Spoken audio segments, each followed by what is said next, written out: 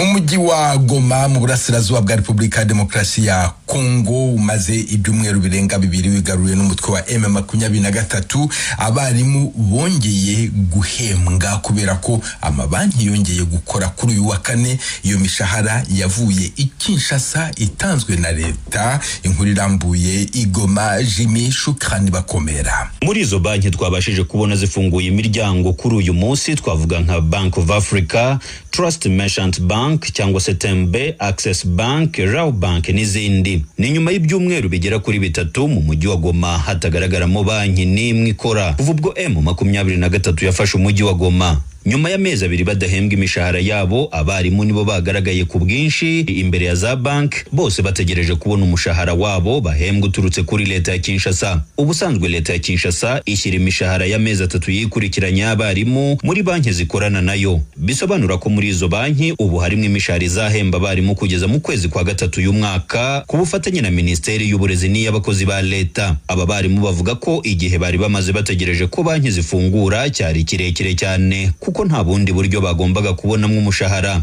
Kuri Bank of Africa mu mujyi rwagati niho twasanze abarimu batonze umurongo, ho wabonaga ko buri wese yarategereje kwinjira. Ijwi rya Amerika yavuganye na bwana Amini Fidele Byuma, umwarimu wigisha mu mashuri yisumbuye hano mu mujyi wa Goma. Turashimira zimwe muri banki zo mu mujyi wa Goma ubu zemeye kuduha umushahara uturuka kuri leta ya Kinshasa.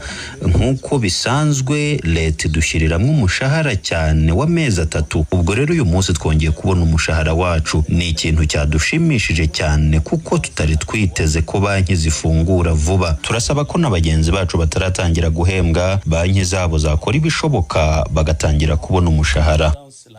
Les salaires vont atteindre les destinataires. Patience Rukiko nawe ni umwarimu twavuganye akaba n'umuyobozi w'ishyirahamwe Linav, imwe mu masendika haranira uburenganzira bw'umwarimu muri Kivu ya ruguru. Uyavuga ko mu minsi ishize byari bigoye cyane ko umwarimu abona umushahara we bitewe n'intambara. Ku gihe kitambutse byari bikomeye kugira ngo umwarimu abone umushahara we, ariko kuri aya masaha tubonana kandi tuvugana hari akavanse kahari kuri banki ya BOA kuko bagiye kubona ko ibibazo bibaye birebire, bashaka ko bareba ukuntu abantu bari barafungiye M-Pesa bayishira mu strategy ya Wale Mobile, n'abandi nyine bakomeza kugira ibibazo bari bafite amakarte Sezame bari bagomba gupokera kuri distributeur. Habaye nyine facilitation yo kuvuga ngo batangire bakore procuration. Ku masaha nkubwira hari nka 3 bamaze kubona message yerekana yuko nyine ayo mafaranga yari ari kuri konte zabo yamaze kugera kuri telefone yabo binyuriye kuri iyo procuration bamutumiye. Nubwo bimeze bityo hari undi mubare w'abarimu benshi batarabasha kubona imishahara yabo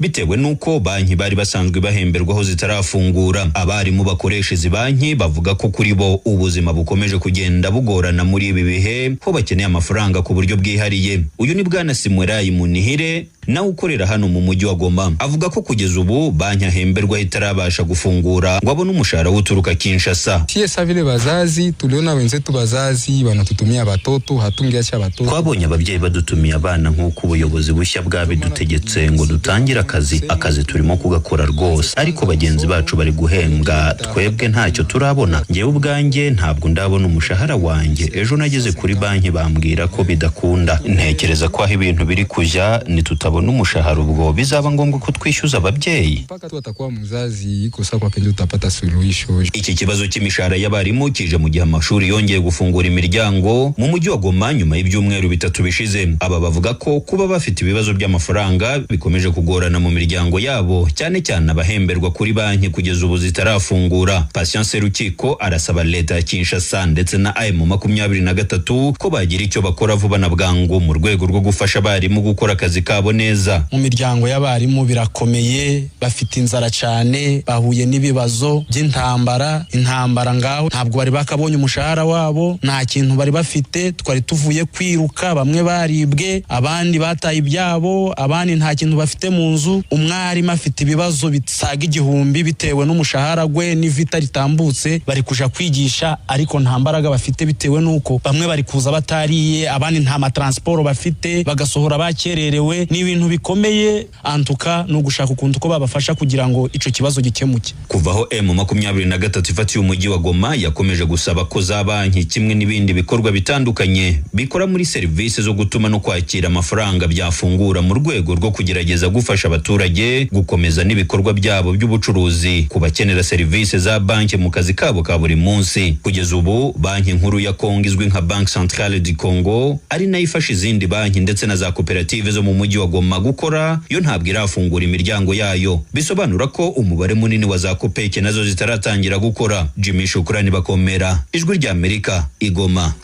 Ni hano dusoreje aya makuru y'iwanyu mu ntara mwakoze kudutega amatwi. Dukomeje kandi gahunda gusigasira umuco karande n'ururimi gakondo, dore umugani w'uyu munsi: inyoni iguruka yisunza agati. Umunsi mwiza, mwari kumwe na Venuste Nshimiyimana.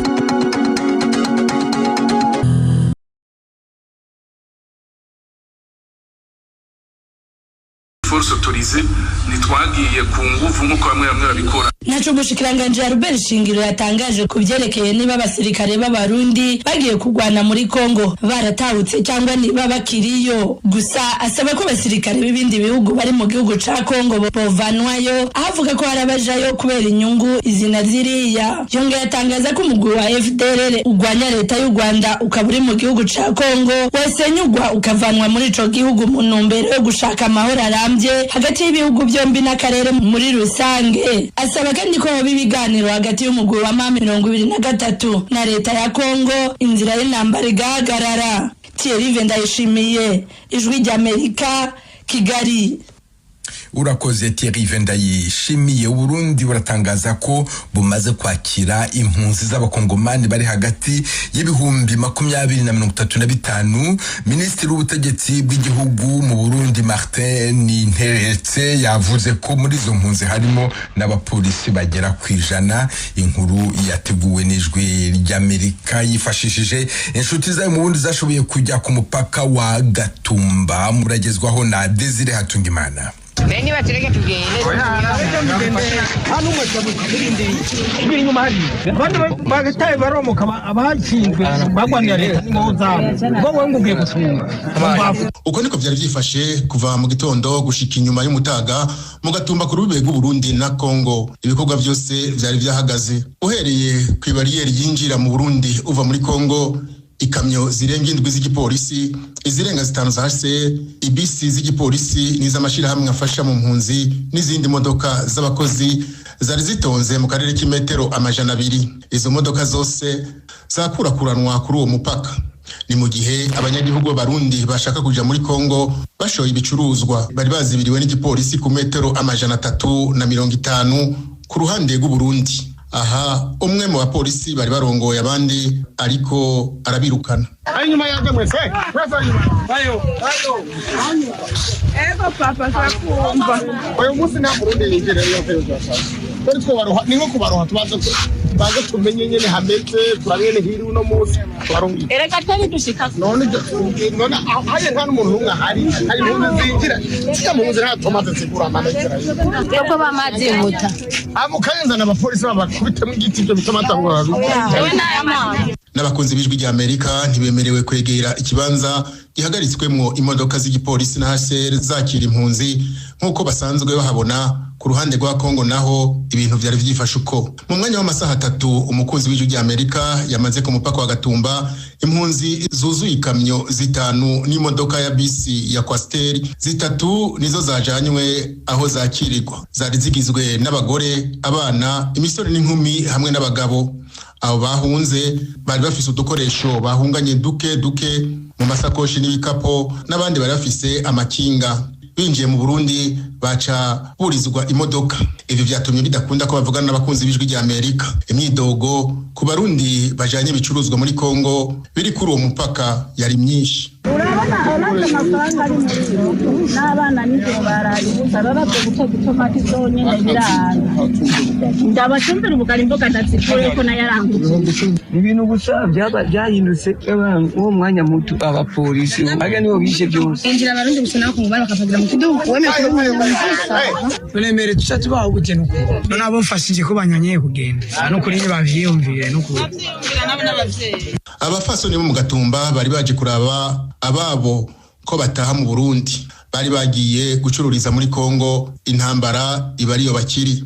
Balimwingilia nyumba wakaiba mashini, wakaiba matelefoni, wakaiba madiski. Akwambia aliponea bahati tafuta mpiga masasi. Na mawazo nayo ya vya watu isi nitaanza kulipa na kufa. Niko nipata mama mwana vara vitabulia ni wa huko kwetu Katomba na yeye. Tangu alibeba maji ya hivi akinjo hayarudi. Na huyu mweniko natafuta isha niandikie hapa na anambia iko pale ku frontier alishapafika. Na mtu maura muniulize tangu alienda na kauli. Abacururiza ngaho mu Gatumba abikorera imizigo n'ibindi bari bake cyane. Nibanza byinshi byagaragara kiretse bake bariko badandaza amazi. Umwe wenyene niwe yariko atanga ubugari nawe bikaboneka ko atabakire yarafise. Ibintu byahindiye isura kuri uwo mupaka kuva mu masaa 8 yo kuri uyu wa gatatu aho inzego z'u Burundi zakira polisi ba Kongo 100 bahunze bambaye imyambaro ibaranga imiduga yabo bakoresha mu gipolisi ca Kongo n'ibigwanisho vyabo hamwe n'ibindi bigwanisho vyari bipakiwe mu modoka bahunganye. Kuva kwa 12 kwezi kwa kabiri leta y'u Burundi ivuga ko bamaze kwakira impunzi hagati y'ibihumbi 30 na 35 by'abanyekongo. Abashika ibihumbi 200 binjiye baciye ku Rusizi bari mu ntara ya Cibitoke, abandi bashika ibihumbi 5 baciye ku mpaka wa Gatumba bajanywe muri komine Gihanga mu ntara ya Bubanza. Ivyo umushikiranganje w'intwaro hagati mu gihugu umutekano n'iterambere rusangi Martin Interetse yabisiguye mu nama yo kuri wa gatatu itariki 19 z'ukwezi kwa kabiri mwaka 2025 mu gisagara ca Bujumbura yagiranye n'ubushikiranganje bw'imigenderanire hamwe na HCR n'abandi bafasha mu gisata c'impunzi. Muri HCR bavuga ko impunzi zimaze kuza mu Burundi ziharugwa ku miryango irenga ibihumbi 6 kandi ko kuva mu mwaka wa 2000 Uburundi butaheruka kwakira impunzi zinganuko. Brigitte Mukanga Eno aserukira ishirahamwe mpuzamakungu gitaye impunzi HCR mu Burundi asaba umwe wese mu bafashanya n'u Burundi kugira ico akoze mu kugarukira kuri izo mpunzi. Urakoze Desire Hatungimana mukomeje kumva radio y'ijwi ry'Amerika. Undi wafatiwe ibihano ni Laurence Kanyuka umuvugizi w'uyu mutwe wa M23 Themistokle Mutijima. Ibihano aba bagabo bombi bafatiwe ni ibijyanye n'ifatirwa ry'imitungo bafite muri Amerika cyangwa se bakaba bayicungirwa n'abantu bo muri Amerika. Kuri generali wavuye ku rugerero James Kabarebe usanzwe ari umunyamabanga muri Minisiteri y'Ububanyi n'Amahanga ushinzwe ubutwererane bw'akarere, ibiro bishinzwe ubugenzuzi bw'imitungo y'abanyamahanga muri Minisiteri y'Imari ya Amerika bivuga ko ari we nyambere mu bufasha bw'u Rwanda kuri M23, bikavuga ko ari we muhuza wa guverinoma y'u Rwanda na M23 kandi ari nawe utegura ibijyanye n'inkunga izi nyeshyamba zihabwa n'u Rwanda.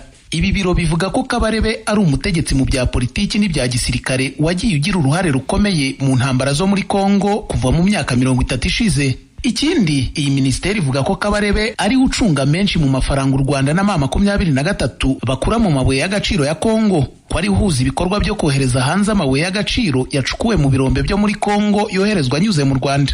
Minisiteri y'Imari ya Amerika ivuga ko umutwe wa M23 ufashwa n'u Rwanda ukomeje kwagura bwangu ibice ugenzura mu burasirazuba bwa Repubulika ya Demokarasi ya Kongo kandi ukora ibikorwa bihonyora uburenganzira bwa muntu biri mu bwicanyi, kugaba ibitero ku basivili no gusambanya ku gahato. Ikavuga ko mu mpera z'ukwa mbere k'uyu mwaka M23 n'igisirikare cy'u Rwanda RDF bafashe Goma, umurwa mukuru w'intara ya Kivu ya ruguru, mu ntambara yahitanye ibihumbi by'abasivili. Nyuma yo gufata Goma nk'uko iyi minisiteri bivuga, M23 na RDF bakomeje imirwano bigarurira ikibuga cy'indege cya Kavumu gisanzwe ari igicumbi cy'ingenzi cy'ubwikorezi no gutwara abantu mu burasirazuba bwa Kongo. Nyuma yaho banafata Bukavu, umurwa mukuru wa Kivu y'Epfo. Avuga kuri ibi bihano, Bwana Bradley T. Smith, umuyobozi w'agateganyo wungirije muri Minisiteri y'Imari ya Amerika ushinzwe ubutasi mu by'imari no kurwanya iterabwoba, yagize ati: igikorwa cya none kirashimangira ubushake bwacu bwo kuryoza abategetsi bakomeye nka Kabarebe na Kanyuka uruhare rwabo mu gutera inkunga ibikorwa bya RDF na M23 byo guhungabanya umutekano mu burasirazuba bwa Kongo. Leta Zunze Ubumwe za Amerika iracyakomeje kwiyemeza gukora iyo bwabaga ngo aya makimbirane akemuke mu nzira z'amahoro. Kuri Lawrence Kanyuka Kingston, Minisiteri y'Ububanyi n'Amahanga ya Amerika iravuga ko ari umutegetsi w'ingenzi mu bikorwa by'itumanaho na diplomasi by'inyeshyamba za AFC M23 zishaka guhirika ubutegetsi bwa Kongo. Itangazo ry'iyi minisiteri rivuga ko Kanyuka ari nyiri kompanyi ebyiri z'ubucuruzi zanditse mu Bwongereza no mu Bufaransa. Izo nazo ni Kingston Fresh yanditse mu Bwongereza ikaba ikora ibijyanye n'ubucuruzi bw'ibiribwa, hakaba na Kingston Holding ikorera i Paris mu Bufaransa itanga ubujyanama mu bijyanye n'ubucukuzi bw'amabuye y'agaciro. Ibi bigo byombi nabyo Minisiteri y'Imari y'Amerika yabishyize mu bihano kubwo kuba bifitwe cyangwa se biyoborwa na Kanyuka. Mu gusobanura inkurikizi y'ibi bihano, Minisiteri y'Imari y'Amerika mu itangazo ryayo ivuga ko ababifatiwe imitungo yose n'inyungu zikomoka kuri yo biri muri Amerika cyangwa se bikaba bifitwe cyangwa biyoborwa n'abantu bari muri Amerika bitambamiwe. Ikindi bikaba bigomba kumenyekanishwa ku biro by'iyi minisiteri bishinzwe ubugenzuzi bw'imitungo y'abanyamahanga OFAC. Ikiyongera kuri ibi ni uko ibigo byose bifitwe n'aba bantu haba mu buryo buziguye cyangwa butaziguye cyangwa se ibyo bafitemo imigabane ingana na 50% cyangwa se irengaho nabyo bifatiriwe. Itangazo riti keretse gusa bitangiye uruhushya rusange cyangwa se rwihariye rwa OFAC cyangwa se isonerwa, ibihano bya Amerika muri rusange bibuza abanyamerika cyangwa se abantu bari muri Amerika gukorana ubucuruzi n'ibigo cyangwa se abantu bafatiwe ibi bihano. Icyakora iyi minisiteri ikavuga ko ikigamijwe muri ibi bihano atari uguhana gusa, ahubwo ari ugutuma haba impinduka nziza mu myitwarire. Leta y'u Rwanda binyuze mu muvugizi wayo Yolande Makoro yanenze ibi bihano. Madamu Makoro avugana n'igitangazamakuru Igihe cya hafi y'ubutegetsi yavuze ko ibi bihano nta shingiro bifite, ko umuryango mpuzamahanga ukwiriye gushyigikira imbaraga akarere gashyira mu buryo bugamije kugera ku gisubizo cya politiki aho kuzica intege. Uyu muvugizi wa Leta y'u Rwanda yongeyeho ko iyo ibihano biza kuba byakemura ikibazo kiri mu burasirazuba bwa Kongo, amahoro aba yarabonetse mu myaka myinshi ishize. Urakoze Themistocle Mutijima.